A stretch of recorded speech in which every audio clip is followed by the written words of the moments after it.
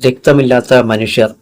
പരസ്പരം കടിച്ചുകീറാൻ തയ്യാറെടുക്കുന്ന എതിരാളികളെപ്പോലെ അവർ തുറച്ചുനോക്കി. ഡോക്ടർ ശിവപ്രസാദും ഊർമിളയും, ഡോക്ടർ ബാലചന്ദ്രൻ. ശരീരത്തിന്റെയും കണ്ണുകളുടെയും നേരിയ ചലനം പോലും അവർ സസൂക്ഷ്മം ശ്രദ്ധിച്ചു. ഊർമിളയുടെയും കവിൾത്തടവും കണ്ണുകളും ചുവന്നിരിക്കുന്നത് ഡോക്ടർ കണ്ടു. പെട്ടെന്ന് ഡോക്ടർ ശിവപ്രസാദ് ഭാവം മാറ്റി. ഡോക്ടർ ബാലചന്ദ്രൻ, നിങ്ങളെവിടെ?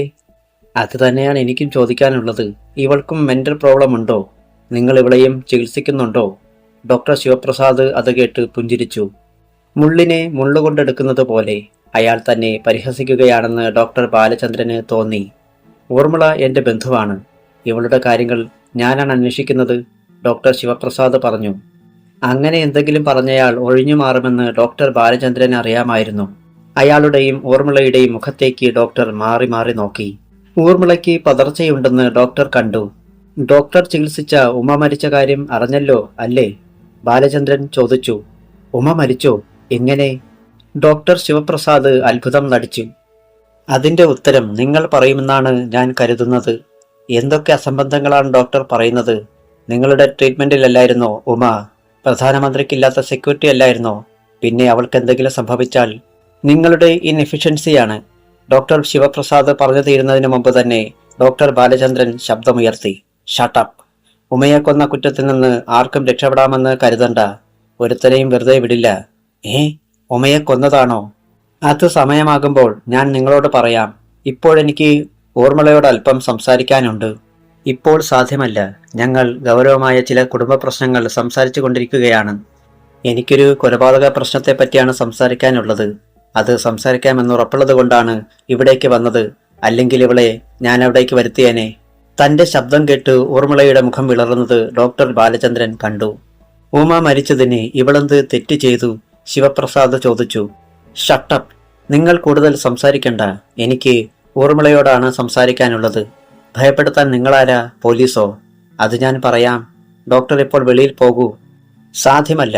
ഊർമിളെ, കേറിപ്പോകൂ അകത്ത്. ഇയാൾക്ക് എന്തെങ്കിലും പറയാനുണ്ടെങ്കിൽ ഹോസ്പിറ്റലിൽ ചെല്ലുമ്പോൾ പറയട്ടെ. അത് കേട്ട് ഊർമിള അകത്തേക്ക് തിരിഞ്ഞു നടക്കാൻ ഭാവിച്ചു. ഊർമിളെ, ഡോക്ടർ ബാലചന്ദ്രൻ വിളിച്ചപ്പോൾ അവൾ ഞെട്ടി.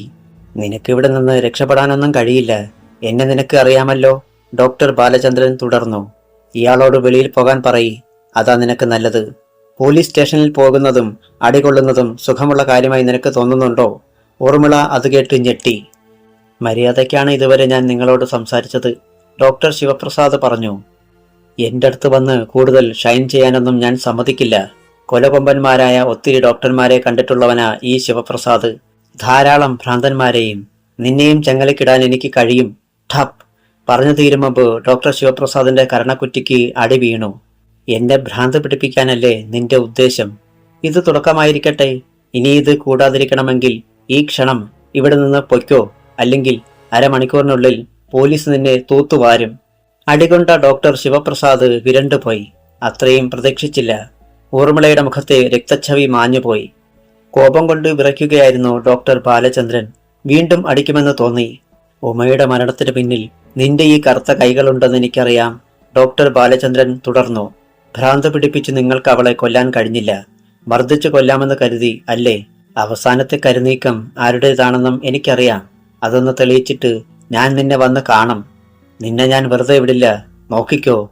വേദനയും അപമാനവും കലർന്ന സ്വരത്തിൽ ഡോക്ടർ ശിവപ്രസാദ് പറഞ്ഞു. മൂർഖനാ ഞാൻ, ഓർത്തോ. ഒത്തിരി പാമ്പുകളെ ഞാൻ കൊന്നിട്ടുണ്ട്. നിനക്കും ആ ഗതി തന്നെ വരും. എടി, ഞാൻ പറഞ്ഞത് ഓർമ്മയുണ്ടല്ലോ. ഊർമിളയ്ക്ക് മുന്നറിയിപ്പ് നൽകി ഡോക്ടർ ശിവപ്രസാദ് നടന്നു. അയാളുടെ പോക്ക് കണ്ടപ്പോൾ ആ കയ്യിൽ ഒരായുധമുണ്ടായിരുന്നെങ്കിൽ തന്നെ ആക്രമിച്ചേനെ എന്ന് ഡോക്ടർ ബാലചന്ദ്രന് തോന്നി. ഊർമിള ഭയന്ന് അകത്തേക്ക് വലിയാൻ തുടങ്ങി. നിൽക്ക്!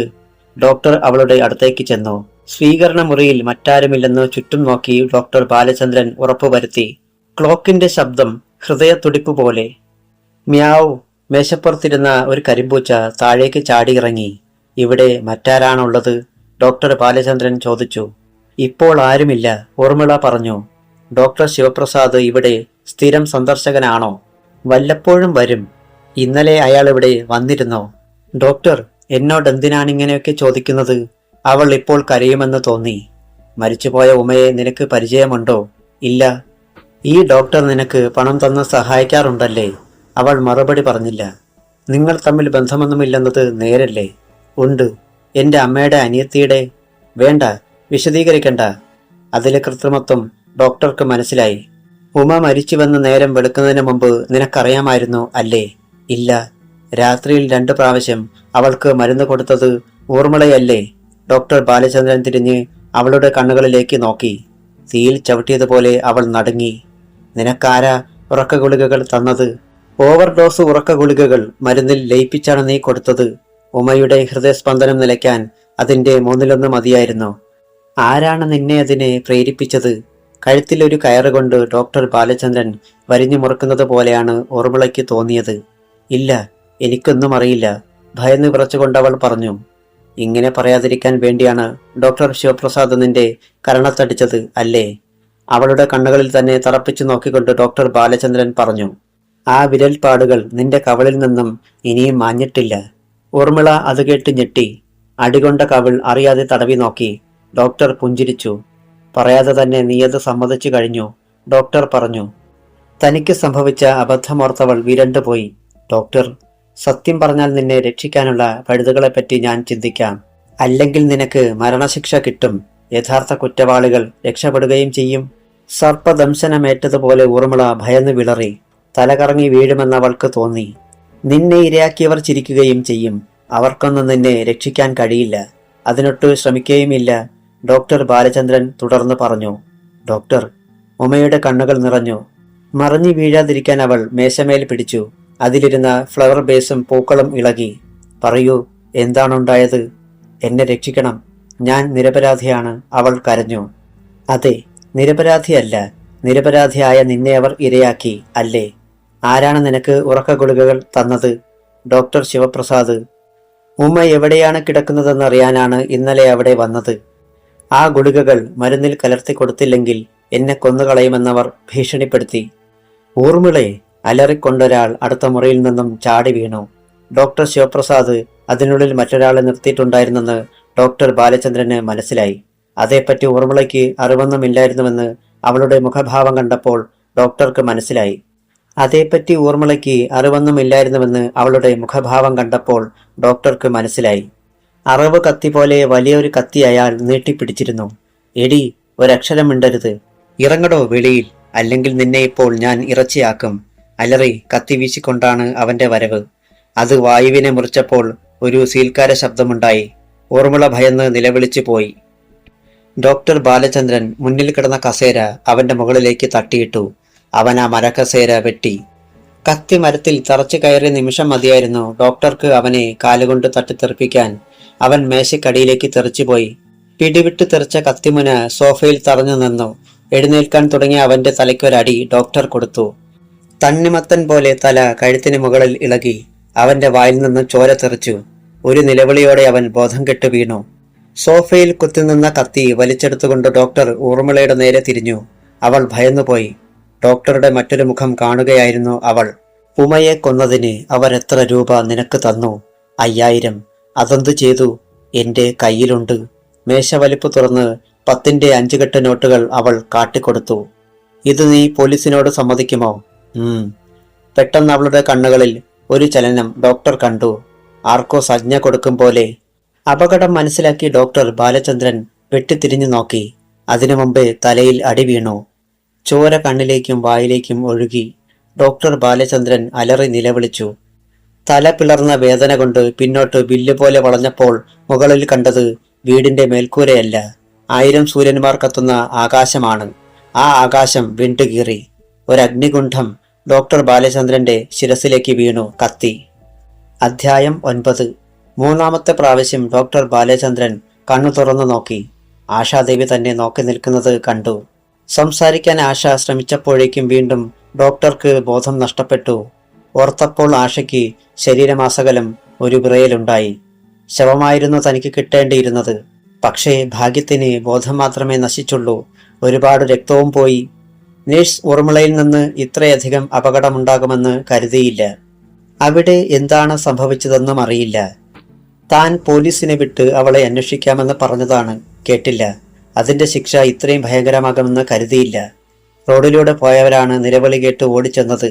രക്തത്തിൽ കുളിച്ചു കിടക്കുന്ന ഡോക്ടറെയാണ് അവർ കണ്ടത്. മരിച്ചിട്ടില്ലെന്ന് കണ്ട് ഹോസ്പിറ്റലിലേക്ക് കൊണ്ടുവന്നു. ഡോക്ടറെ രക്ഷപ്പെടുത്തുന്ന തിരക്കിൽ നാട്ടുകാർ എതിരാളികളെ ശ്രദ്ധിച്ചില്ല. അവർ രക്ഷപ്പെട്ടു കളഞ്ഞു. നേഴ്സ് ഊർമിളയോ അവളുമായി ബന്ധപ്പെട്ട ആളുകളോ അദ്ദേഹം ചെല്ലുമ്പോൾ അവിടെ ഉണ്ടായിരുന്നെന്ന് ഉറപ്പാണ്. ഊർമിളയിൽ നിന്ന് അതേപ്പറ്റിയുള്ള വിവരങ്ങൾ കിട്ടും. അവൾക്കതിൽ നിന്ന് രക്ഷപ്പെടാനാകില്ല. അവളെ കണ്ടുപിടിക്കാൻ ഡിവൈഎസ്പി ശേഖറും പോലീസ് സംഘവും പുറപ്പെട്ടിട്ടുണ്ട്. അവൾ എവിടെ ഒളിച്ചിരുന്നാലും ശേഖർ അവളെ കണ്ടുപിടിക്കും. ആശാദേവിക്ക് അവളെ നേരിട്ട് പിടികൂടണമെന്നുണ്ടായിരുന്നു. പക്ഷേ ബാലേട്ടനെ അബോധാവസ്ഥയിൽ കണ്ടിട്ട് ഉപേക്ഷിച്ചു പോകാൻ കഴിഞ്ഞില്ല. ശേഖറിനെ ആ ജോലികൾ ഏൽപ്പിച്ചു. 2 കുപ്പി രക്തം കൊടുക്കേണ്ടി വന്നു. വീണ്ടും ബോധം വന്നപ്പോൾ ഡോക്ടർ ബാലചന്ദ്രൻ കുറെ കൂടി ശക്തി വീണ്ടെടുക്കുന്നതായി തോന്നി. ഇനി സംസാരിക്കാം. He's all right. Hospital superintendent ബാലചന്ദ്രനെ പരിശോധിച്ച ശേഷം ആശാദേവിയോട് പറഞ്ഞു. അദ്ദേഹത്തിന് മകനോടുള്ള സ്നേഹമായിരുന്നു ഡോക്ടർ ബാലചന്ദ്രനോട്. അതുപോലെ ആശ മകളെ പോലെയുമായിരുന്നു. ഡോക്ടർക്ക് അപകടം സംഭവിച്ചു കൊണ്ടുവന്നത് മുതൽ ഓപ്പറേഷൻ വരെ മാറ്റിവെച്ചു. വിശ്രമരഹിതനായി ശുശ്രൂഷിക്കുകയായിരുന്നു അദ്ദേഹം. വൃദ്ധനായ അദ്ദേഹം നെറ്റിയിലെ വിയർപ്പ് കർച്ചീഫ് കൊണ്ട് ഒപ്പി. അദ്ദേഹം മുറിയിൽ നിന്ന് പുറത്തേക്കിറങ്ങി. ദേവി, ഡോക്ടർ ബാലചന്ദ്രൻ വിളിച്ചു. വളരെയധികം സ്നേഹം തോന്നുമ്പോഴും വികാരധീനനാകുമ്പോഴുമാണ് അദ്ദേഹം അങ്ങനെ വിളിക്കാറ്. പണ്ട് കാമുകി കാമുകന്മാരായി ഒരുപറ്റം എതിരാളികൾ പറിച്ചെറിയാൻ കൊന്നു ചുട്ടുകരിക്കാൻ ശ്രമിച്ചിട്ടും തരിമ്പും കൂസാതെ പ്രേമിച്ച് നടന്നു. ആ കാലഘട്ടത്തിൽ ബാലചന്ദ്രൻ അങ്ങനെ വിളിച്ചിട്ടുള്ളൂ. ദേവി, എന്റെ ദേവി. അതിൻ്റെ 1000 ഓർമ്മകളും പുളകങ്ങളും അവളിൽ വിടർത്തുന്നതായിരുന്നു. അന്ന് SP ആശാദേവി ഉണ്ടായിരുന്നില്ല. ഡോക്ടർ ബാലചന്ദ്രനും ഉണ്ടായിരുന്നില്ല. ആശാദേവിയും ബാലചന്ദ്രനും മാത്രം. ആശയും ബാലനും, കാമുകനും കാമുകിയും. പ്രേമപ്പൂക്കൾ വിരിഞ്ഞു നിൽക്കുന്ന ചുംബനത്തിന്റെ സൗരഭ്യമുള്ള പ്രണയനിശ്വാസങ്ങളുടെ താളമുള്ള ഒരു ലോകം മാത്രമേ അവർക്കുണ്ടായിരുന്നുള്ളൂ. ആശാദേവി ഭർത്താവിന്റെ ബെഡിലിരുന്നു. ഗീതുമോൾ എവിടെ? ഡോക്ടർ ചോദിച്ചു. സ്കൂളിൽ നിന്ന് വന്നില്ല. അപ്പോൾ സമയമെന്തായി? ആ സംഭവം കഴിഞ്ഞിട്ട് 3 മണിക്കൂർ. ഗോഡ്! എന്തോ ഓർത്തതുപോലെ ബാലചന്ദ്രന്റെ അധരങ്ങൾ വിറച്ചു. നാവ് നീട്ടി അധരങ്ങൾ നനച്ചു. ചായ തരട്ടെ? വേണ്ട, ഞാൻ കരുതി 2-3 ദിവസങ്ങൾ കഴിഞ്ഞെന്ന്. ഇപ്പോൾ എങ്ങനെയുണ്ട്? വളരെ സുഖമുണ്ട്. എന്തെങ്കിലും ഓർക്കാൻ കഴിയുന്നുണ്ടോ? ആദ്യമൊരു മന്ദതയായിരുന്നു. ഇപ്പോൾ എല്ലാം മൂടൽമഞ്ഞിൽ എന്ന പോലെ തെളിഞ്ഞു വരുന്നുണ്ട്. ആശാദേവി ഭർത്താവിന്റെ കണ്ണുകളിലേക്ക് നോക്കി. മുഖത്ത് സാവധാനം തലോടി. മുടിയിഴകളിലൂടെ വിരലുകൾ കോർത്തു ഓടിച്ചു. തലയിലെ കെട്ടിൽ തൊട്ടില്ല.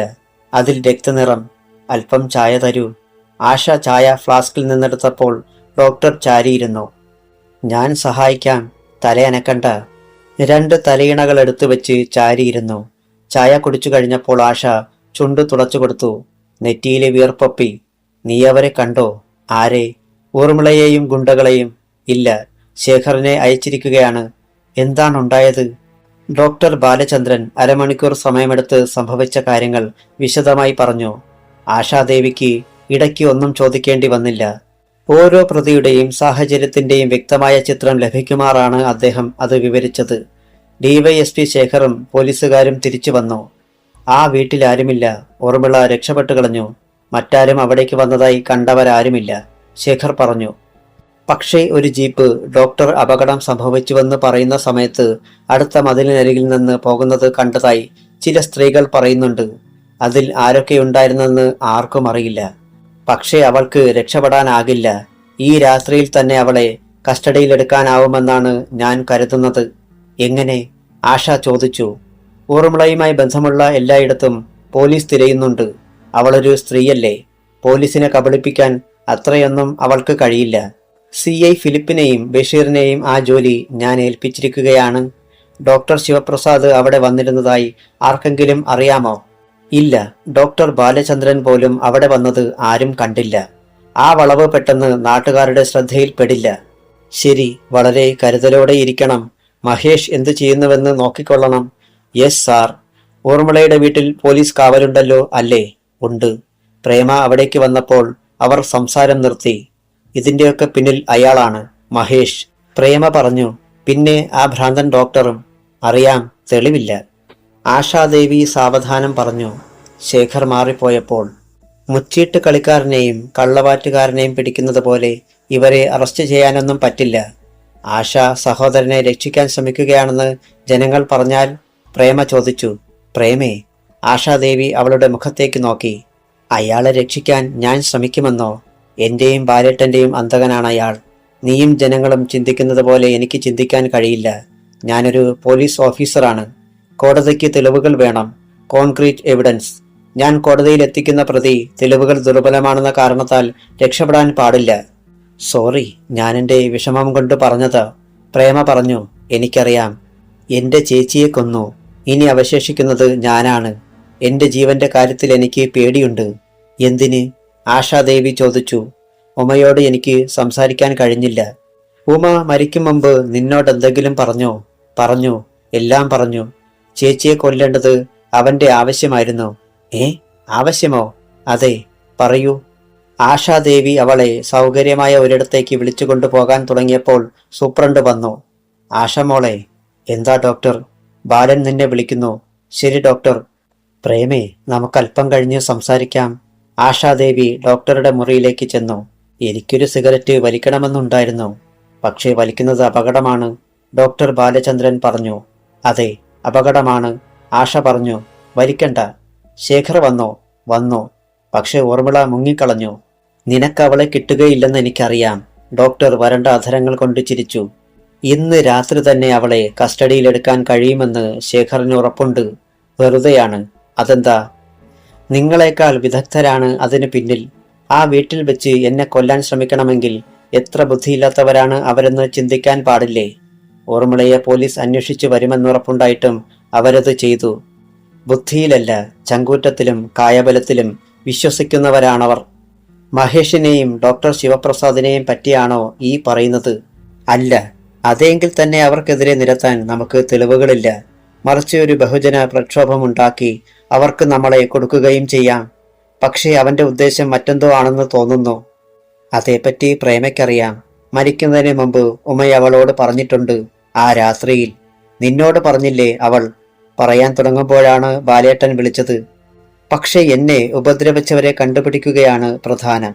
അവരുമായി നിങ്ങൾക്ക് ഡോക്ടർ ശിവപ്രസാദുമായും മഹേഷുമായും ബന്ധിപ്പിക്കാൻ പറ്റൂ. അതിന് ഊർമിള പോരെ? മതി. പക്ഷെ എവിടെ? ഞാൻ കണ്ടുപിടിക്കും. ആ പിശാചിനെ കണ്ടുപിടിച്ചില്ലെങ്കിൽ ഞാൻ യൂണിഫോം അഴിച്ചു വെക്കും. ഈ തൊപ്പി ഉപേക്ഷിക്കും. ശപഥമാണോ? അതെ. ഞാനിപ്പോൾ തന്നെ അവിടേക്ക് പുറപ്പെടുകയാണ്. സംഭവസ്ഥലം എനിക്ക് കാണണം. ആശ എന്നെ നോക്കണ്ടായിരുന്നു. നേരത്തെ തന്നെ സംഭവസ്ഥലം പരിശോധിക്കേണ്ടതായിരുന്നു. തെളിവുകൾ ആരെങ്കിലും നശിപ്പിച്ചാലോ? ആര്? പോലീസ് അല്ലാതെ മറ്റാരാണ് അവിടെ ചെന്നത്? കുറ്റാന്വേഷകൻ ആരെയും വിശ്വസിക്കുകയില്ല. അറിയില്ലേ? ആശാദേവി മറുപടി പറഞ്ഞില്ല. ഉടനെ ജീപ്പെടുത്ത് ഡിവൈഎസ്പിയെയും കൂട്ടി നഴ്സ് ഊർമിളയുടെ വീട്ടിലേക്ക് പുറപ്പെട്ടു. വീടിന് മുന്നിൽ പോലീസും കുറെ ആളുകളും കൂടി നിന്നിരുന്നു. ആശാദേവി ചെന്നപ്പോൾ പോലീസുകാർ സല്യൂട്ട് ചെയ്തു. ആ സ്ഥലം കാണിച്ചു തരൂ. പോലീസുകാരൻ ആശയെ അകത്തേക്ക് കൂട്ടിക്കൊണ്ടുപോയി. ഉണങ്ങിയ ചോരപ്പാടുകൾ മാർക്ക് ചെയ്തിരിക്കുന്ന വിസിറ്റിംഗ് റൂം ആശ വളരെ ശ്രദ്ധയോടെ പരിശോധിച്ചു. അവിടെ ഒരു ഏറ്റുമുട്ടലുണ്ടായതുപോലെ തകർന്നു കിടക്കുന്ന ഉപകരണങ്ങൾ. ആശാദേവി ഓരോ മുറിയും കയറി പരിശോധിച്ചു. മറ്റാരും അവിടെ ഇല്ലായിരുന്നു. ഡിവൈഎസ്പി ശേഖറും ആശയെ അനുഗമിച്ചു. പിൻവശത്തെ 2 വാതിലുകൾ തുറന്നു കിടക്കുന്നത് കണ്ടു. ഡോക്ടറുടെ അലർച്ച കേട്ട് ഊർമിളയും കൊലയാളികളും ഈ വാതിലിലൂടെ പുറത്തു കടന്ന് ആ വേലി കടന്ന് അപ്പുറത്തെ ഇടവഴിയിലെത്തി അതിന്റെ അങ്ങേ തലയ്ക്കൽ കാത്തുകിടന്ന ജീപ്പിൽ കയറി പോയിരിക്കണം. ശേഖർ സംഭവം വിശദീകരിച്ചു. അതാണ് സംഭവിച്ചതെന്ന് തോന്നിയ ആശ തലകുലുക്കി. ഒരു പൂച്ച കരഞ്ഞുകൊണ്ട് അവരുടെ അടുത്തേക്ക് വന്നു. എസ്പിയുടെ കാലിൽ മുട്ടിയുരുമ്മി. അത് അടുത്ത മുറിയിലെ ഫ്രിഡ്ജിനടുത്ത് ഇരിക്കുന്നത് കണ്ടത് ആശ ഓർത്തു. തിരിച്ച് വിസിറ്റിംഗ് റൂമിലേക്ക് നടക്കുമ്പോൾ ആ മുറിയിലെ ഫ്രിഡ്ജിന് മുകളിലെ വോൾട്ടേജ് സ്റ്റെബിലൈസറിന്റെ ചുവപ്പ് വെളിച്ചം കണ്ടു. അവിടെ പുരുഷന്മാർ സാധാരണ വരാറുണ്ടെങ്കിൽ അതിൽ മദ്യക്കുപ്പികൾ കാണുമെന്ന് ആശാദേവിക്ക് തോന്നി. വലിപ്പം കൂടിയ പുതിയ ഫ്രിഡ്ജായിരുന്നു അത്. ഇത്രയധികം വരുമാനം അവൾക്കെന്താണ്? ഫ്രിഡ്ജിന്റെ പിടിയിൽ കൈവച്ച എസ്പി ആശാദേവി ചിന്തിച്ചു. ഫ്രിഡ്ജ് തുറന്നതും തണുത്ത വായു പുറത്തേക്ക് വന്നതും ഒപ്പമായിരുന്നു. വെള്ളവുമായി കലർന്ന ചോര പുറത്തേക്കൊഴുകി. അതിനുള്ളിലേക്ക് നോക്കിയ ആശാദേവി നടുങ്ങി വിറച്ചുപോയി.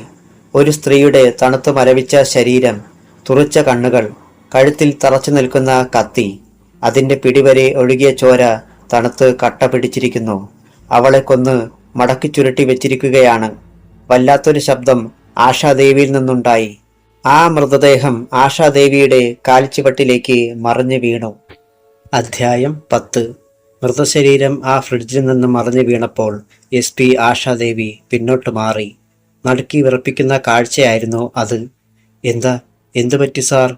DYSP ശേഖർ അവിടേക്ക് ധൃതിയിൽ വന്നു. ആ മുറിയിൽ നിന്നുയർന്ന ശബ്ദം കേട്ട് ഫ്രിഡ്ജിനും SP-ക്കും ഇടയിൽ കിടക്കുന്ന സ്ത്രീയുടെ മൃതശരീരം കണ്ട് അദ്ദേഹം നടുങ്ങി. ഫ്രിഡ്ജിൽ നിന്നൊഴുകുന്ന ചോര നിറമുള്ള ഐസ് വാട്ടർ തറയിൽ പരന്നു. ഊർമിള ഇവൾ തന്നെയല്ലേ? ആശാദേവി ചോദിച്ചു. ശേഖർ പോക്കറ്റിൽ നിന്നും ഒരു ഫോട്ടോ എടുത്തു നോക്കി. അതെ. അപ്പോൾ ഡോക്ടർ ബാലചന്ദ്രനെ അടിച്ചു വീഴ്ത്തിയ ഉടനെ തെളിവ് നശിപ്പിക്കാനായി അവർ ഊർമിളയെയും കുത്തിക്കൊന്നു. പെട്ടെന്ന് ശവം കണ്ടുപിടിക്കാതിരിക്കാതിരുന്നാൽ അന്വേഷണം ഊർമിളയെ തേടിക്കൊണ്ടുള്ളതാവുമെന്ന് അവർ കരുതി. അതുകൊണ്ടാണ് അവർ ശവം ഈ ഫ്രിഡ്ജിൽ ഒളിപ്പിച്ചു വെച്ചത്, ആശാദേവി പറഞ്ഞു. മറ്റൊരു കാരണം കൂടി ഉണ്ടാകും, DYSP ശേഖർ അഭിപ്രായപ്പെട്ടു. ആശാദേവി ഉത്കണ്ഠയോടെ അദ്ദേഹത്തെ നോക്കി. തലക്കടി കിട്ടിയപ്പോൾ ഡോക്ടർ നിലവിളിച്ചു. ആ നിലവിളി പരിസരത്തും റോഡിലും ഉണ്ടായിരുന്നവർ കേട്ടു. അവർ ഓടി വരുമെന്ന് കണ്ടപ്പോൾ നഴ്സ് ഊർമിള ഭയന്ന് കാണും. അവർ ബഹളം വയ്ക്കാൻ ശ്രമിച്ചു കാണും. അവളെ കൊല്ലുകയായിരുന്നിരിക്കാം അവർക്ക് രക്ഷപ്പെടാൻ ഏക മാർഗം. കറക്റ്റ്, ആശാദേവി പറഞ്ഞു. ഒന്നുറപ്പായി എതിരാളികൾ ശക്തരാണ്. ആശാദേവി ഊർമിളയുടെ ശവശരീരം പരിശോധിച്ചു. ഫിംഗർ പ്രിന്റ് വിദഗ്ധരെ കൊണ്ടുവരണം. ഫ്രിഡ്ജിലും വാതിൽപ്പടിയിലും വിരലടയാളങ്ങളുണ്ട്. Yes sir. മഹസർ തയ്യാറാക്കുമ്പോൾ ഒന്നും വിട്ടുപോകരുത്. Yes sir. ആശാദേവി വിസിറ്റിംഗ് റൂമിൽ വന്നു. ഇവിടെ മേശയ്ക്കുള്ളിലാണ് ഉമയെ കൊന്നതിന് പ്രതിഫലമായി കിട്ടിയ പണം സൂക്ഷിച്ചിരിക്കുന്നതെന്ന് ഊർമിള ബാലേട്ടനോട് പറഞ്ഞിരുന്നു. മേശയുടെ ഡ്രോയറുകൾ തുറന്നു കിടക്കുന്നത് കണ്ടു. അതിനകം പരിശോധിച്ചപ്പോൾ ഒരു കാര്യം വ്യക്തമായി. കൊലയാളികൾ ആ പണം കൊണ്ടുപോയി. മരിച്ച ഊർമിളയ്ക്ക് പണമെന്തിനെന്ന് കരുതി കാണും. ആശാദേവി ജീപ്പോടിച്ചു. ഡോക്ടർ ശിവപ്രസാദിന്റെ ഹോസ്പിറ്റലിലേക്ക് പോയി. ഗേറ്റ് കടന്നു ചെന്നപ്പോൾ മുറ്റത്തും മാവിൻ ചുവട്ടിലും മാനസിക രോഗികൾ ഇരിക്കുന്നതും നടക്കുന്നതും കണ്ടു. ചിലർ പാട്ട് പാടുന്നു. ജനഗണമന വെസ്റ്റേൺ രീതിയിൽ. ഒരു സ്വാമി സിനിമാ യുഗ്മഗാനം ഹരിനാമ കീർത്തനത്തിന്റെ ട്യൂണിൽ ഭക്തിപൂർവം കൈകൂപ്പി പാടുന്നു. ഒരു ഉപദേശി സ്വർഗരാജ്യത്തെപ്പറ്റി പ്രസംഗിക്കുന്നു. അണലികളുടെ സന്താനങ്ങളെ, നിങ്ങളെന്റെ മുന്നിൽ വരിക. നിങ്ങളുടെ പാപങ്ങളെല്ലാം ഏറ്റുപറഞ്ഞ് മാപ്പപേക്ഷിക്കുക.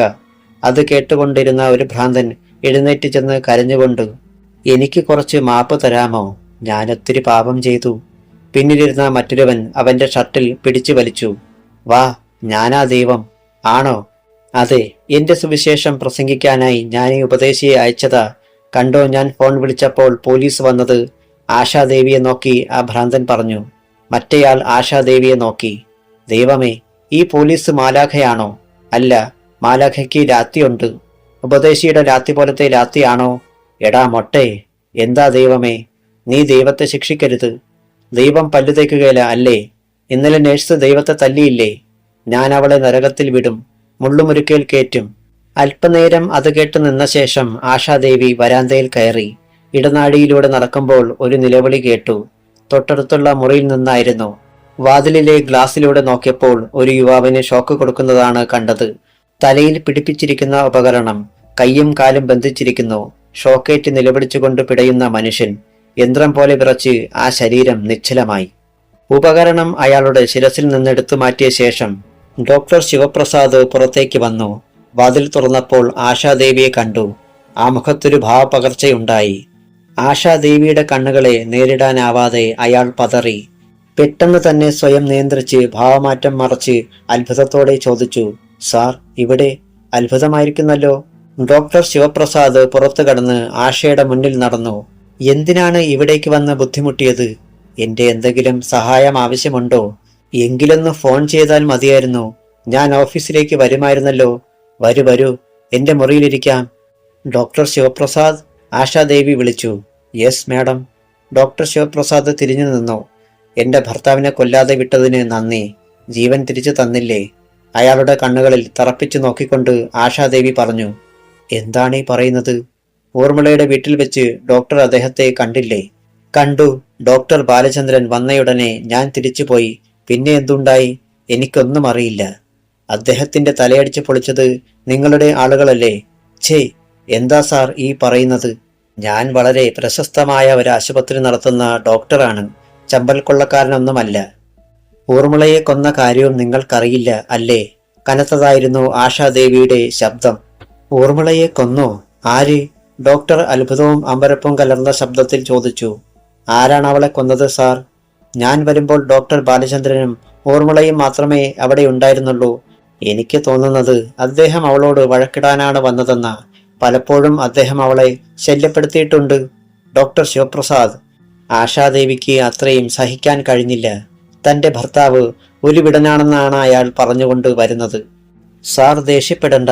ഊർമിള എന്നോട് പറഞ്ഞിട്ടുള്ളതാണ്. ഒരിക്കൽ അദ്ദേഹം ഡ്യൂട്ടി റൂമിൽ വെച്ച് അവളെ കയറി പിടിച്ചതാണ്, ബലാത്സംഗം ചെയ്യാൻ. ഷട്ടപ്പ്! ആശാദേവി അയാളുടെ നേരെ തീപാറുന്ന കണ്ണുകളോടെ നോക്കി. ഇത്തരം നുണക്കഥകൾ പറഞ്ഞ് രക്ഷപ്പെടാമെന്നൊന്നും നിങ്ങൾ കരുതണ്ട. ഡോക്ടർ ശാന്തനായി തുടർന്നു. മേഡം. സാർ, ഇത് ഞാൻ പറഞ്ഞതല്ല, ഊർമിള പറഞ്ഞതാണ്. അവൾക്ക് കള്ളം പറയേണ്ട ആവശ്യമുണ്ടോന്ന് എനിക്കറിയില്ല. ആശാദേവി പല്ലു ഞെരിച്ചു. അദ്ദേഹം ഇന്നും അവളെ ആക്രമിച്ചു കാണും. അതിനിടയിൽ അദ്ദേഹത്തിന് മുറിവേറ്റ് കാണും. ആ ദേഷ്യത്തിനല്ലേ ഊർമിളയെ കൊന്നത്. അങ്ങേര് വലിയ ചൂടനാണെന്നാണ് ഹോസ്പിറ്റലിലുള്ള മറ്റു ഡോക്ടർമാരും നഴ്സുമാരും പറയുന്നത്. യു. ആശാദേവി ഡോക്ടറുടെ കരണത്തൊന്ന് പൊട്ടിക്കാനായി മുഷ്ടി ചുരുട്ടിയതാണ്. ഡോക്ടർ ശിവപ്രസാദ് ആ കൈയിലേക്ക് നോക്കി.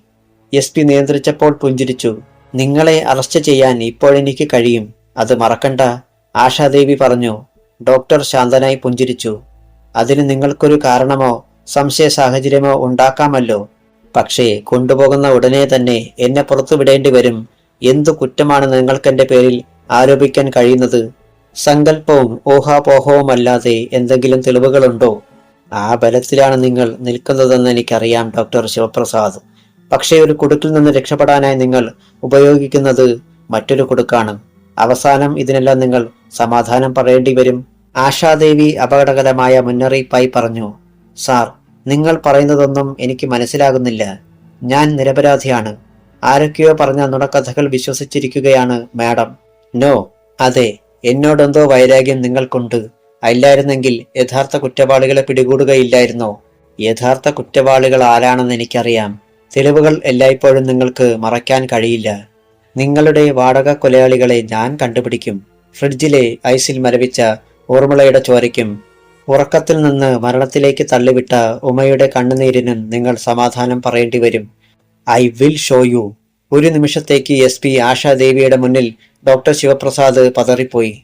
എവിടെയാണാ ചെകുത്താൻ? മഹേഷ് കുമാർ, ആശാദേവി ചോദിച്ചു. നിങ്ങൾ ആങ്ങളെയും പെങ്ങളുമല്ലേ? എന്നേക്കാൾ കൂടുതലായി അയാൾ എവിടെയാണെന്ന് നിങ്ങൾക്കല്ലേ അറിയൂ? ഡോക്ടർ ചോദിച്ചു. ഞാനിവിടെയുണ്ട്. ശബ്ദം കേട്ട് ആശ തിരിഞ്ഞു നോക്കി. മഹേഷ് അവിടേക്ക് വരികയായിരുന്നു. അപ്പോഴും അയാൾ ഷർട്ട് മുഴുവനും ഇട്ടിരുന്നില്ല. കയ്യിലെ മുറിവ് പുതിയതായി വെച്ച് കെട്ടിയിരിക്കുന്നു. എന്നെ മുറിപ്പെടുത്തിയതിൽ സന്തോഷിക്കുകയാണ് നീ അല്ലേ? മഹേഷ് ചോദിച്ചു. ഉമ മരിച്ചതോടെ ആ രഹസ്യം മണ്ണിനടിയിൽ പോയെന്ന് നിങ്ങൾ കരുതി അല്ലേ? പക്ഷേ മരിക്കുന്നതിന് മുമ്പ് അവളത് പ്രേമയോട് പറഞ്ഞിരുന്നു. അവളെ ഇല്ലാതാക്കാനുള്ള കാരണം കണ്ടുപിടിച്ചാൽ ഒന്നുകൂടി ഞാൻ നിങ്ങളെ കാണാൻ വരും. മഹേഷ് നെഞ്ചിൽ നിന്നൊരു രോമം പറിച്ചെടുത്ത് ഊതിപ്പറപ്പിച്ചു. നീയൊരു പുല്ലും ചെയ്യുകയില്ല. ഇനി നീ പ്രേമയെ കാണുകയില്ല.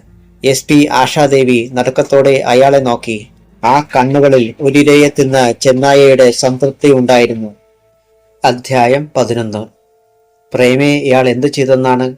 SP ആശാദേവി പതറിപ്പോയി. അവർക്കെന്തെങ്കിലും സംഭവിച്ചോ? ആശാദേവി മഹേഷിനെയും ശിവപ്രസാദിനെയും മാറി മാറി നോക്കി. അവളെ നിങ്ങൾ എന്തു ചെയ്തു? ഒന്നും ചെയ്യുകയില്ല. പ്രേമയെ എന്റെ പെങ്ങൾ കാണുകയില്ല, അത്ര തന്നെ, മഹേഷ് പറഞ്ഞു. പിന്നെ നീ എന്തു ചെയ്യും? നോ, നിങ്ങൾക്കത് സാധിക്കുകയില്ല, ആശ പെട്ടെന്ന് പറഞ്ഞു. മഹേഷ് പുഞ്ചിരിച്ചു ശാന്തനായി. ആ മുഖത്ത് ആഞ്ഞൊരിടി കൊടുക്കാനായി ആശാദേവി മുഷ്ടി ചുരുട്ടിയതാണ്. പിന്നെ നിയന്ത്രിച്ചു. ജ്വലിക്കുന്ന കണ്ണുകളോടെ അവൾ മഹേഷിനെയും ഡോക്ടർ ശിവപ്രസാദിനെയും മാറി മാറി നോക്കി. വിജയിച്ചുവെന്ന് നിങ്ങൾ കരുതണ്ട. നിങ്ങളെ ഞാൻ വെറുതെ വിടില്ല. ഇത് സത്യം. ആശേ, നീ ഇത്രയും കൊണ്ടടങ്ങിയാൽ നിനക്ക് നല്ലത്, മഹേഷ് പറഞ്ഞു. നീ ബാലചന്ദ്രന്റെ കൂടെ ഒളിച്ചോടിയത് പ്രണയ സാക്ഷാത്കാരത്തോടെ ജീവിക്കാനല്ലേ? നല്ലൊരു കുടുംബം, കുട്ടികൾ, സ്വർഗതുല്യമായ ശാന്തിയും സമാധാനമുള്ളൊരു വീട്, ഇതൊക്കെയല്ലേ നിന്റെ സ്വപ്നങ്ങൾ? അതൊക്കെ വൃഥാവിലാക്കണമെന്ന് നീ ആഗ്രഹിക്കുന്നുണ്ടോ? ആശാദേവി മഹേഷിനെ സൂക്ഷിച്ചു നോക്കി. അയാൾ തുടർന്നു. ആദ്യത്തെ ദിവസം തന്നെ ഉമയെ എനിക്ക് വിട്ടുതന്ന് ഇത് അവസാനിപ്പിക്കാൻ ഞാൻ നിന്നോട് അപേക്ഷിച്ചതാണ്. ഇങ്ങനെയൊരു സംഭവം ഉണ്ടായില്ലെന്ന് കരുതിയാൽ മതി. ലോകത്തിനൊരു കുഴപ്പവും സംഭവിക്കാൻ പോകുന്നില്ല. നീ എന്നെ ധിക്കരിച്ചു. വാശിയോടെ എതിർത്തു. എന്തായിരുന്നു അതിന്റെയൊക്കെ ഫലം? കൂടുതൽ കുഴപ്പങ്ങളുണ്ടാക്കി അപകടങ്ങളിൽ നിന്ന് അപകടങ്ങളിലേക്ക് മുങ്ങിക്കൊണ്ടിരിക്കുകയായിരുന്നു. നിലയില്ലാ കയങ്ങളിലേക്ക് മുങ്ങിയാൽ പോലീസ് സൂപ്രണ്ട് ആശാദേവിയെ രക്ഷിക്കാൻ പോലീസ് ഡിപ്പാർട്ട്മെന്റ് കാണില്ല. ചിലപ്പോൾ ഈ മിനിസ്ട്രി വരെ നിനക്കെതിരായെന്ന് വരും. അവസാനത്തെ വാക്കുകൾ ശക്തിയിൽ അടിച്ചേൽപ്പിക്കുന്നത് പോലെയാണ് മഹേഷ് പറഞ്ഞത്. ഞാൻ ഈ ഡിപ്പാർട്ട്മെന്റിനെയോ സർക്കാരിനെയോ കണ്ടുകൊണ്ടല്ല IPS എടുത്തത്. എനിക്കെന്ത് ചെയ്യാൻ കഴിയുമെന്ന് കാണിച്ചു കൊടുക്കാനാണ്. നിങ്ങൾക്കെന്നെ തടയാനോ മനസ്സ് മരവിപ്പിക്കാനോ കഴിയില്ല. ഒരു ഭീഷണി കൊണ്ടും. മുഖത്തടിക്കുന്ന മട്ടിൽ ആശാദേവി പറഞ്ഞു. ഉമയുടെ നിലവിളി എന്റെ കാതിൽ ഇപ്പോഴും മുഴങ്ങുന്നുണ്ട്. അവളുടെ ജീവൻ എന്റെ കൈകളിൽ നിന്നാണ് നിങ്ങൾ തട്ടിപ്പറിച്ചത്. അതിന് പിന്നിലുണ്ടായിരുന്നവർ ആര് തന്നെയായിരുന്നാലും ഞാൻ അറസ്റ്റ് ചെയ്യും, മരണശിക്ഷയും വാങ്ങിക്കൊടുക്കും. അതിന് കഴിയാതെ വരുന്ന അന്ന് ഞാൻ ഈ തൊപ്പിയും കാക്കിച്ചട്ടയും അഴിച്ചുവെക്കും. ആശ മര്യാദയ്ക്ക് വരുന്ന ലക്ഷണമില്ല. ഇന്ന് നിന്റെ ഭർത്താവിന്റെ പേരിൽ ഉമയുടെയും ഊർമിളയുടെയും കൊലപാതകത്തിന് കേസെടുക്കാൻ എനിക്കറിയാം. നിന്റെ വീടും കൂടും തല്ലിപ്പൊളിച്ച് കത്തിക്കാൻ എനിക്ക് ആളുണ്ട്, അറിയാമോ? മഹേഷ് പൊട്ടിത്തെറിച്ചു. ലോകം മുഴുവൻ കീഴടക്കാനായി പടയൊരുക്കിയവനാണ് ഹിറ്റ്ലർ. ഹിരോഷിമയിലും നാഗാസാക്കിയിലും ബോംബ് പൊട്ടിച്ച് മനുഷ്യനെ കരിക്കുവാൻ അയാൾ കാരണക്കാരനായിരുന്നു. അവസാനം അയാളെ ഒരു പട്ടിക്കുറുക്കനും രക്ഷിച്ചില്ല. ആത്മഹത്യ ചെയ്യേണ്ടി വന്നു, അറിയാമോ? അതേ സ്വരത്തിൽ ആശാദേവി തിരിച്ചടിച്ചു. മനുഷ്യന്റെ ചോര കുടിക്കുന്നത് അപകടമാണെന്നോർത്തോ? ചോരയും കൂടുന്നത് വലിയ വിഷമാണ്. ഫലമൊന്നേ ഉള്ളൂ, മരണം. അത് നിന്റേതായിരിക്കും. മഹേഷ് പറഞ്ഞു. നിങ്ങളെ കണ്ടതു മുതൽ മരിക്കാനുള്ള എന്റെ ഭയം നഷ്ടപ്പെട്ടു. നിനക്കൊരു കുഞ്ഞുണ്ട്, അവൾ അനാഥമാകും. ഷട്ടപ്പ്. ആശാദേവി റിവോൾവർ ഉറയിൽ നിന്ന് വലിച്ചെടുത്ത് മഹേഷിന്റെ വായുടെ നേരെ തിരിച്ചു. Save once more, I will cut your bloody tongue. ഒരിക്കൽ കൂടി പറയാമോ? നിന്റെ നാവ് ഞാൻ തകർക്കും. മഹേഷ് പതറിപ്പോയി. ആശാദേവി നിന്ന് വിറയ്ക്കുകയായിരുന്നു. ആ ചൂണ്ടുവിരലൊന്ന് ചലിച്ചാൽ മഹേഷ് തറയിൽ വീഴുമെന്ന് കണ്ട് ഡോക്ടർ ശിവപ്രസാദ് വിറച്ചുപോയി. സൂക്ഷിച്ചോ, നിങ്ങളെ ഞാൻ വെറുതെ വിടില്ല. ആശാദേവി തോക്ക് പിൻവലിച്ചു. പുറത്തേക്ക് ധൃതിയിൽ നടന്നു. ജീപ്പോടിച്ചു പോകുമ്പോൾ പ്രേമയെ പറ്റിയായിരുന്നു ചിന്ത. പ്രേമയെ കണ്ടുപിടിക്കണം. ഉമ പറഞ്ഞ രഹസ്യങ്ങൾ അറിയണം. താൻ പോരുമ്പോൾ പ്രേമ ഹോസ്പിറ്റലിലുണ്ടായിരുന്നു. അവൾ ആ രഹസ്യങ്ങൾ തന്നോട് പറയാൻ തുടങ്ങുമ്പോഴാണ് ബാലേട്ടൻ വിളിച്ചത്. പിന്നെ ഊർമിളയെ തേടി പുറപ്പെടുകയാണ് ഉണ്ടായത്. ഹോസ്പിറ്റലിൽ ചെന്നയുടനെ പ്രേമയെ അന്വേഷിച്ചു. അവൾ പോയി കഴിഞ്ഞിരുന്നു. ഡോക്ടർ ബാലചന്ദ്രനോട് ഊർമിള കൊല്ലപ്പെട്ട കാര്യം പറഞ്ഞപ്പോൾ അദ്ദേഹത്തിന് വിശ്വസിക്കാൻ കഴിഞ്ഞില്ല. ഡോക്ടർ ശിവപ്രസാദിന്റെ ഹോസ്പിറ്റലിൽ വെച്ച് മഹേഷിനെ കണ്ട കാര്യവും പ്രേമയിൽ നിന്ന് രഹസ്യമൊന്നും കിട്ടുകയില്ലെന്ന് അയാൾ പറഞ്ഞപ്പോൾ ഡോക്ടർ ബാലചന്ദ്രൻ അല്പനേരം മിണ്ടാതിരുന്നു. ആശയ്ക്ക് അവരുടെ തലയടിച്ച് പൊട്ടിച്ചിട്ട് രണ്ടിനെയും അറസ്റ്റ് ചെയ്യാൻ പാടില്ലായിരുന്നു. മറ്റാരെങ്കിലും ആയിരുന്നെങ്കിൽ അത് ചെയ്യാമായിരുന്നു. ഇവർക്കെതിരെ തെളിവുകളൊന്നും നമ്മുടെ കയ്യിലില്ല. പിടിക്കുന്നയുടനെ അവരുടെ വക്കീൽ വന്ന് ജാമ്യത്തിലിറക്കും. നമ്മൾ അവരുടെ ശത്രുക്കളായതുകൊണ്ട് പകപോക്കിയതാണെന്ന് വരുത്തുകയും ചെയ്യും. അതവരെ പിടികൂടാനുള്ള സാഹചര്യം അകലെയാക്കും. നിനക്കാണ് ഇങ്ങനെയൊക്കെയുള്ള ചിന്തകൾ. ഞാനൊന്ന് സുഖമായിക്കോട്ടെ. ഒതുക്കത്തിന് പിടിച്ച് കയ്യും കാലും തല്ലി ഒടിക്കണം. അപ്പോൾ സത്യം പറയും. ഡോക്ടർ ബാലചന്ദ്രൻ പറഞ്ഞു. അങ്ങനെ പറഞ്ഞല്ലേ ഊർമിളയുടെ വീട്ടിൽ പോയത്? എന്നിട്ടെന്തായി? കൊലയാളികൾ ജീവനോടെ വിട്ടത് ഭാഗ്യം, ആശാദേവി അഭിപ്രായപ്പെട്ടു.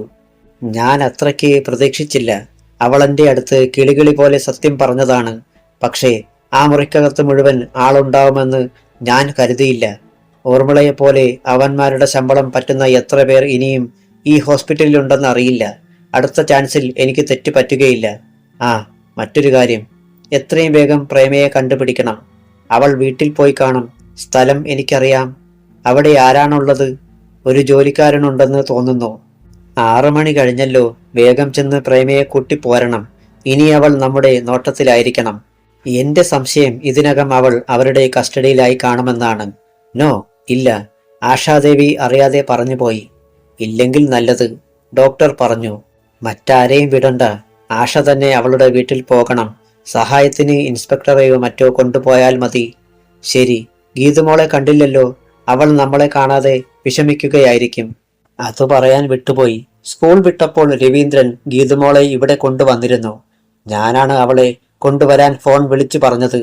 ജോലിക്കാരനൊപ്പം മോൾ ഹോസ്പിറ്റലിൽ വന്നുവെന്നറിഞ്ഞപ്പോൾ ആശാദേവിക്ക് മനസ്സ് തെളിഞ്ഞു. മമ്മിയെ കാണണമെന്നും കണ്ടിട്ടേ പോകുന്നുള്ളൂവെന്നും ശാഠ്യമായിരുന്നു ഒരു വിധത്തിലാ പറഞ്ഞയച്ചത്. ഡോക്ടർ തുടർന്നു. ഞാൻ പ്രേമയുടെ വീട്ടിൽ പോയിട്ട് വരാം. അതിനിടെ അവൾ വന്നാൽ ഒരിടത്തേക്കും വിടരുത്. ആശാദേവി എഴുന്നേറ്റു. ശരി. പോലീസ് ജീപ്പ് ഹോസ്പിറ്റലിൽ നിന്ന് പാഞ്ഞുപോയി. സന്ധ്യയാകുകയായിരുന്നു. തെങ്ങും മാവും വളർന്നു നിൽക്കുന്ന ആ പുരയിടത്തിലേക്ക് ജീപ്പ് കയറി.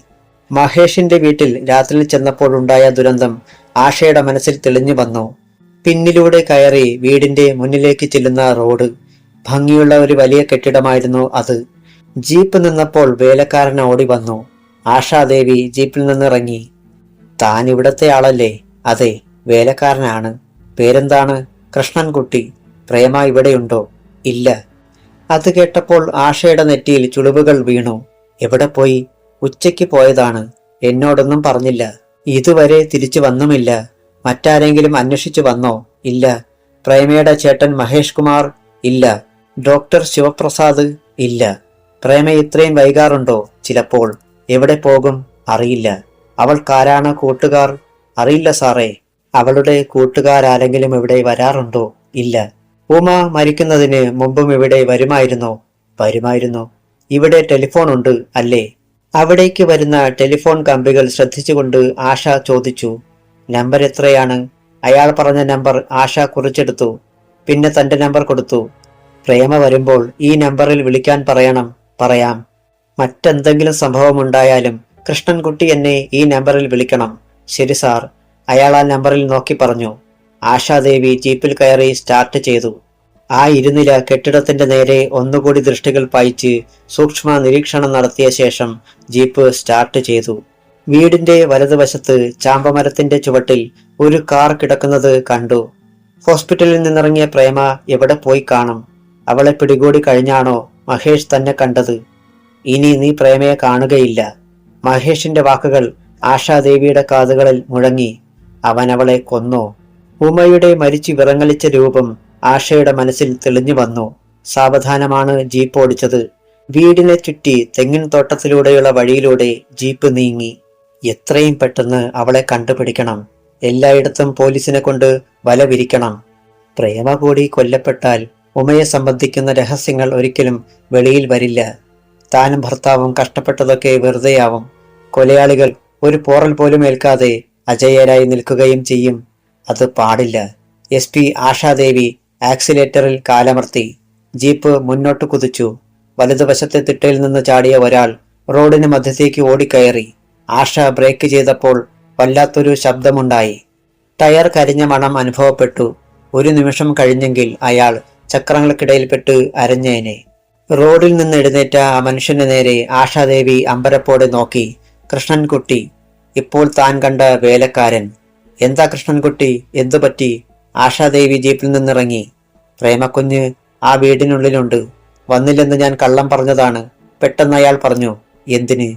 അങ്ങനെ പറഞ്ഞില്ലെങ്കിൽ എന്നെ കൊന്നുകളയുമെന്ന് ഭീഷണിപ്പെടുത്തി. ആര്? മഹേഷോ? അല്ല. ഡോക്ടർ ശിവപ്രസാദോ? അല്ല. പിന്നെ? അതിന് മറുപടി പറയാതെ അയാൾ അപേക്ഷിച്ചു. പ്രേമക്കുഞ്ഞിനെയും കൊല്ലരുത്. രക്ഷിക്കൂ. ഇതവൻ അറിഞ്ഞാൽ. കൂടുതൽ പറയാതെ അയാൾ തിട്ടയിലേക്ക് ചാടിക്കയറി. ഒരു വേട്ടനായെപ്പോലെ വീടിന് നേരെ പാഞ്ഞു. ആശാദേവി തരിച്ചു നിന്ന് പോയി. ആരാണ് അവിടെ പ്രേമയെ തടഞ്ഞു വെച്ചിരിക്കുന്നത്? മഹേഷ് അല്ല. ഡോക്ടർ ശിവപ്രസാദ് അല്ല. മൂന്നാമൻ ആരാണ്? ആരാണാ കൊലയാളി? ഉദ്യോഗം കൊണ്ട് ആശ വിറച്ചുപോയി. ഉടനെ ജീപ്പിൽ കയറി. അല്പം മുന്നോട്ട് ചെന്ന് ജീപ്പ് തിരിച്ചു. പ്രേമയുടെ വീടിന് നേരെ ജീപ്പ് കൊടുങ്കാറ്റ് പോലെ പാഞ്ഞു ചെന്നു. ഇരുട്ട് വീണ് കഴിഞ്ഞിരുന്നു. വീട്ടിൽ ലൈറ്റുകൾ കണ്ടു. എവിടെ നിന്നോ നിലവിളി പോലെ ഒരു മനുഷ്യ ശബ്ദം ജീപ്പിന്റെ ഗർജനത്തിനിടയിൽ കേട്ടു. മുറ്റത്ത് ജീപ്പ് നിർത്തിയ ആശാദേവി റിവോൾവറുമായി വീട്ടിലേക്ക് ഓടിക്കയറി. പൂമുഖത്ത് നിന്ന ആശാദേവി തൊട്ടുമുന്നിൽ കിടക്കുന്ന വസ്തു കണ്ട് നടുങ്ങി പിന്നോട്ട് മാറി. ഒരു മനുഷ്യൻ. ഒരു വശം ചെരിഞ്ഞു കിടക്കുന്ന അവന്റെ തലയുടെ നേരെ റിവോൾവർ ചൂണ്ടി ശരീരം ബോട്ടുകൊണ്ട് മറിച്ച് നേരെയിട്ടു. നടുങ്ങിപ്പോയി. ഒരു ശവം. കൃഷ്ണൻകുട്ടി. അവന്റെ നെഞ്ചിൽ ഒരു കത്തി പിടിവരെ തറച്ചു കയറിയിരിക്കുന്നു. തറയിലേക്ക് ഒഴുകി വീണ ചോര. ഒരു പൂച്ചയുടെ നിലവിളി അകത്തെ ഇരുട്ടിൽ നിന്ന് കേട്ടു. അധ്യായം 12. ഒരു നിമിഷം ആശാദേവി ഭയന്ന് ഇത് കർത്തവ്യത മൂഢയായി നിന്നുപോയി. അടുത്ത ക്ഷണം മനസാന്നിധ്യം വീണ്ടെടുത്ത് ചുറ്റും നോക്കി. അകത്തെ മുറിയിലേക്കുള്ള 2 വാതിലുകൾ തുറന്നു കിടക്കുകയായിരുന്നു. സ്വീകരണ മുറിയിൽ കത്തി നിൽക്കുന്ന വെളിച്ചം അവിടേക്ക് വീടുന്നുണ്ടെങ്കിലും വ്യക്തമായി ഒന്നും കാണാൻ കഴിഞ്ഞില്ല. കണ്ണുകൾ പതിയുന്നിടത്തേക്ക് കയ്യിലിരുന്ന റിവോൾവറിന്റെ കുഴലും തിരിയുന്നുണ്ടായിരുന്നു. വാൾ ക്ലോക്കിന്റെ ടിക് ടിക് ശബ്ദമല്ലാതെ മറ്റൊരനക്കവും ഉണ്ടായിരുന്നില്ല. എസ് പി ആശാദേവി കൃഷ്ണൻകുട്ടിയുടെ അടുത്ത് കുനിഞ്ഞിരുന്ന് പൾസ് പരിശോധിച്ചു. അയാൾ മരിച്ചു കഴിഞ്ഞിരുന്നു. ശരീരത്തിലെ ചൂട് കുറഞ്ഞിട്ടില്ല. കുത്തിയിട്ട് കത്തി തിരിച്ചിരിക്കുകയാണ്. കത്തിയുടെ ബ്ലേഡ് കടന്നു പോയിടത്തുള്ള സകല ആന്തരാവയവങ്ങളും മുറിഞ്ഞിട്ടുണ്ട്. കത്തി മുറിവിൽ തന്നെ ഇരിക്കുന്നത് കൊണ്ട് അല്പം ചോര മാത്രമേ പുറത്തു വന്നിട്ടുള്ളൂ. തനിക്ക് വിവരം തന്നത് മാത്രമല്ല, അവനെ കബളിപ്പിച്ചു എന്ന തോന്നലിൽ നിന്നുണ്ടായ വാശിയായിരിക്കും ശത്രുവിനെ ഇങ്ങനെയൊരു കൊലപാതകത്തിന് പ്രേരിപ്പിച്ചതെന്ന് ആശാദേവി കരുതി. കൊലയാളിയെ കബളിപ്പിച്ച് കൃഷ്ണൻകുട്ടി തനിക്ക് അപകട സൂചന തരികയായിരുന്നു. സ്വന്തം ജീവൻ കൊടുത്ത് പ്രേമയെ രക്ഷിക്കാൻ ശ്രമിച്ച ആ വേലക്കാരനോട് ആശയ്ക്ക് ബഹുമാനം തോന്നി. കുത്തുകൊണ്ട് നിലവിളിച്ചപ്പോൾ കൊലയാളി കൃഷ്ണൻകുട്ടിയുടെ വായ പൊത്തിയിട്ടുണ്ട്. മൂക്കും വായും അടച്ചായിരിക്കണം പൊത്തിയത്. കണ്ണുകൾ മുകളിലേക്ക് തിരിഞ്ഞ് തുറച്ചു കാണപ്പെടുന്നതാണ്. അല്പം തുറന്ന അയാളുടെ പല്ലുകൾക്കിടയിൽ കുരുങ്ങിക്കിടക്കുന്ന നൂലുകൾ ആശാദേവി കണ്ടു. വിരൽപ്പാടുകൾ പറ്റാതെ തുണി കൊണ്ടാണവൻ മുഖം പൊത്തിയത്. മരണപ്പിടച്ചിലിനിടയിൽ തുണി കടിച്ച് വലിച്ചപ്പോഴായിരിക്കണം ആ നൂലുകൾ പല്ലുകളിൽ കോർത്തത്. ഒരു പക്ഷേ അതൊരു തൂവാലയാകാനും മതി. ഒരു നിമിഷം കൊണ്ട് 100 ചിന്തകളും കണക്കുകൂട്ടലുകളും ആശാദേവിയുടെ മനസ്സിലുണ്ടായി. ആ കൊലയാളിയും പ്രേമയും ആ വീട്ടിൽ തന്നെ ഉണ്ടെന്ന ചിന്തയിൽ എസ് പി ശവത്തിനടുത്തു നിന്നും എഴുന്നേറ്റു. വലിയ വീടാണ്. അകത്തെ മുറികളിൽ വെളിച്ചമില്ല. താൻ അവിടേക്ക് കയറി ചെല്ലുന്ന നിമിഷം ഇരുളിൽ നിന്ന് വെടിയുണ്ടയോ കത്തിയോ പാഞ്ഞു വരാം. ഒരു പക്ഷെ തന്റെ ഓരോ ചലനവും ഇരുളിൽ മറഞ്ഞിരിക്കുന്ന കണ്ണുകൾ കാണുന്നുണ്ടാവും. പ്രേമ അപ്പോഴും ജീവനോടെയുണ്ടോ എന്ന് എസ് പി സംശയിച്ചു. ഒറ്റയ്ക്ക് പോരേണ്ടിയിരുന്നില്ലെന്ന് തോന്നി. പോലീസ് കൂടെയുണ്ടായിരുന്നെങ്കിൽ തന്റെ ജോലി എളുപ്പമാകുമായിരുന്നു. വലതുവശത്ത് വിസിറ്റിംഗ് റൂമിന്റെ അങ്ങേ കോണിൽ ടെലിഫോൺ ഇരിക്കുന്നത് കണ്ടു. ഉടനെ അതിനടുത്തെത്തി ഓഫീസിലെ നമ്പർ കറക്കി. 15 മിനിറ്റിനുള്ളിൽ പോലീസിന് ഇവിടം വളയാൻ കഴിയും. റിസീവർ ചെവിയോട് അടുപ്പിച്ചപ്പോഴാണ് അത് മനസ്സിലായത്. അനക്കമില്ല. റിസീവറിന്റെ വയർ വലിച്ചെടുത്തു. അത് മുറിച്ചു കളഞ്ഞിരിക്കുന്നു. ബാസ്റ്റഡ്. ആശാദേവി പല്ലിഞ്ഞെരിച്ചു. എവിടെയോ വാതിൽ തുറന്നടയുന്ന ശബ്ദം കേട്ടു. ആ ദിശ മനസ്സിൽ കണക്ക് കൂട്ടിയിട്ട് എസ് പി അവിടേക്ക് പാഞ്ഞു. വരാനുള്ള മരണം ഒരിക്കലും വഴിയിൽ തടയില്ലെന്നാണ് അപ്പോൾ ചിന്തിച്ചത്. ആ മുറിയിലെ വാതിലിളകുന്നത് ആശാദേവി കണ്ടു. അതിലെ ഒരാൾ പുറത്തു പോയിട്ടുണ്ട്. ഒന്നും ആലോചിക്കാതെ ആ മുറിയിലേക്ക് ചാടി. ബൂട്ടുകളുടെ ശബ്ദം മൊസൈക്ക് തറയിൽ പ്രതിധ്വനിച്ചപ്പോൾ കുറെ ആളുകൾ പിന്നാലെ വരുന്നുണ്ടെന്ന് ആശാദേവിക്ക് തോന്നി. മുന്നിൽ ഒരു വാതിൽ തുറന്നു കിടക്കുന്ന നിഴൽ കാണാമായിരുന്നു. അതിനോടടുത്തതും ആ വാതിൽ കൊട്ടിയടക്കപ്പെട്ടതും ഒന്നിച്ചായിരുന്നു. ആശ വാതിലിൽ ചെന്ന് മുട്ടിയപ്പോൾ മറുവശത്ത് കൊളുത്തുകൾ ഇടുന്ന ശബ്ദം കേട്ടു. വാതിലിൽ പിടിച്ചിളക്കിയെങ്കിലും തുറന്നില്ല. അവൻ തന്നെ ഈ മുറിയിലിട്ട് കൊല്ലാനാണ് ശ്രമിക്കുന്നതെന്ന് തോന്നി. താൻ കടന്നു വന്ന പിന്നിലെ വാതിൽ കൂടി അടച്ചാൽ ഇവിടെ കുടുങ്ങിയത് തന്നെ. എന്തു ചെയ്യണമെന്നറിയാതെ പകച്ച് തിരിഞ്ഞു നോക്കി. ഏത് നിമിഷവും നിറയൊഴിക്കാനായി റിവോൾവർ നീട്ടിപ്പിടിച്ചിരുന്നു. പെട്ടെന്നാണ് ഭിത്തിയിലെ ചെറിയ വെളിച്ചം കണ്ടത്. അതൊരു പവർ പ്ലഗിന്റെ ഇൻഡിക്കേറ്റർ ആയിരുന്നു. ലൈറ്റിന്റെ സ്വിച്ചുകളും അവിടെ തന്നെ ആയിരിക്കുമെന്ന് കരുതി ചിന്തിച്ചതും പ്രവർത്തിച്ചതും ഒരുമിച്ചായിരുന്നു. തെറ്റിയില്ല. മുറിയിൽ വെളിച്ചം പരന്നു. ഒരു ഡൈനിങ് ടേബിളും അലമാരയുമൊക്കെ അവിടെ ഉണ്ടായിരുന്നു. സ്വിച്ചിന് താഴെ മേശപ്പുറത്ത് ഇലക്ട്രിക്കൽ അയൺ വെച്ചിരിക്കുന്നു. ജനൽ കണ്ട ആശാദേവി തള്ളി തുറന്നു. മുറ്റത്തെ ചാമ്പയും അതിന് ചുവട്ടിൽ കിടക്കുന്ന കാറും കണ്ടു. ആദ്യം താൻ കണ്ട കാർ ഒരാൾ ആരെയോ ചുമന്നു കൊണ്ടുവന്ന് കാറിന്റെ പിൻസീറ്റിലേക്കിടുന്നത് ആശാദേവി കണ്ടു. അതൊരു സ്ത്രീയാണെന്നും അവളുടെ കൈകാലുകൾ ബന്ധിച്ചിരിക്കുകയാണെന്നും ആശാദേവിക്ക് തോന്നി. ആ വശത്ത് ലൈറ്റില്ലാതിരുന്നതിനാൽ ജനലിലൂടെ ചെല്ലുന്ന വെളിച്ചത്തിന്റെ പ്രതിഫലനത്തിലാണ് കാറും മനുഷ്യരൂപങ്ങളും കണ്ടത്. ആ സ്ത്രീ പ്രേമയാണെന്നും മറ്റേയാൾ കൃഷ്ണൻകുട്ടിയുടെ കൊലയാളിയാണെന്നും ആശാദേവിക്ക് ഉറപ്പുണ്ടായിരുന്നു. അവളുടെ ഞരക്കം കേട്ടു. അവൻ കാറിൽ കയറുന്നത് കണ്ടതും ആശാദേവി വാതിലിന് നേർക്ക് പാഞ്ഞു ചെന്നു. ഒറ്റ ചവിട്ട്. വാതിൽ പാളുകൾ മൊത്തമായി ഇളകി. വല്ലാത്തൊരു ശബ്ദമുണ്ടായി. അടുത്ത ശ്രമത്തിന് ഒരു പാളി തകർന്ന് അപ്പുറത്തേക്ക് മറിഞ്ഞു വീണു. ഇതേ സമയം കാർ സ്റ്റാർട്ട് ചെയ്ത് കഴിഞ്ഞിരുന്നു. ചാമ്പയെ ചുറ്റിത്തിരിഞ്ഞ അതിന്റെ വെളിച്ചം ആശാദേവിയുടെ മേൽ പതിച്ചു. സ്റ്റോപ്പ്! ഡ്രൈവറുടെ സീറ്റിനെ ലക്ഷ്യമാക്കി റിവോൾവർ നീട്ടിപ്പിടിച്ചുകൊണ്ട് ആശ അലറി. പക്ഷേ വണ്ടി മുന്നോട്ട് തിരിയുക തന്നെ ചെയ്തു. ഠേ! വെടിപൊട്ടി. ഗ്ലാസുകൾ തകർന്നു വീണു. കാർ നിർത്തിയില്ല. അത് വീടിന്റെ മുന്നിലൂടെ റോഡിലേക്ക് തിരിഞ്ഞ് സ്റ്റാർട്ട് ചെയ്ത് കാറിന്റെ പിന്നാലെയെത്തി. തോട്ടത്തിലൂടെയുള്ള വളഞ്ഞ റോഡിലൂടെ ഒരു മത്സരയോട്ടം. ജീപ്പ് അതിവേഗം കാറിനെ സമീപിച്ചു. ഇപ്പോൾ തനിക്ക് പ്രേമയെ രക്ഷിക്കാൻ കഴിഞ്ഞില്ലെങ്കിൽ പിന്നെ ജീവനോടെ കാണാൻ കഴിയുകയില്ലെന്ന് SP ഭയന്നു. കൊലയാളിയും അവന്റെ ഇരയും തന്റെ മുന്നിൽ തന്നെയുണ്ട്. അവൻ ആരാണ്? മഹേഷും ഡോക്ടർ ശിവപ്രസാദുമാണ് തന്റെ എതിരാളികളെന്നാണ് കരുതിയിരുന്നത്. പക്ഷേ ഇവൻ ആരാണ്? വാടക കൊലയാളിയോ? എന്നാൽ പ്രേമയെ കൊണ്ടുപോകുന്നത് എവിടേക്കാണ്? അതോ മഹേഷിന്റെയും ഡോക്ടർ ശിവപ്രസാദിന്റെയും പിന്നിൽ മറ്റാരെങ്കിലുമുണ്ടോ? ഈ കാർ കസ്റ്റഡിയിലെടുത്താൽ എല്ലാ ചോദ്യങ്ങൾക്കും രഹസ്യങ്ങൾക്കും ഉത്തരം കിട്ടും. ആശ ആക്സിലേറ്ററിൽ ആഞ്ഞു ചവിട്ടി. ജീപ്പ് അപകടകരമായ വേഗതയിൽ ഓടുകയാണ്. ആ കാറിന് 2 യന്ത്രമുണ്ടെന്ന് ആശാദേവിക്ക് തോന്നി. രക്ഷപ്പെടാൻ വേണ്ടി അവൻ ജെറ്റ് വിമാനത്തിന്റെ വേഗത്തിൽ പായുകയാണ്. റോഡിലേക്ക് അവൻ പ്രവേശിച്ചതും ഒരു ഓട്ടോറിക്ഷ ഇടിച്ചു തെറിപ്പിച്ചതും ഒന്നിച്ചായിരുന്നു. ഓട്ടോറിക്ഷയും യാത്രക്കാരും ചിതറിത്തെറിച്ചു പോകുന്നത് കണ്ടു. ജീപ്പ് നിർത്തിയാൽ അവൻ രക്ഷപ്പെടും. കാറിന്റെ നമ്പർ വായിക്കാവുന്ന അകലത്തിലല്ല അവൻ. നിരത്തിലൂടെ കാറും ജീപ്പും മരണപ്പാച്ചിലാണ് നടത്തിയത്. പെട്ടെന്ന് കാർ ദൃഷ്ടിയിൽ നിന്ന് മറഞ്ഞു.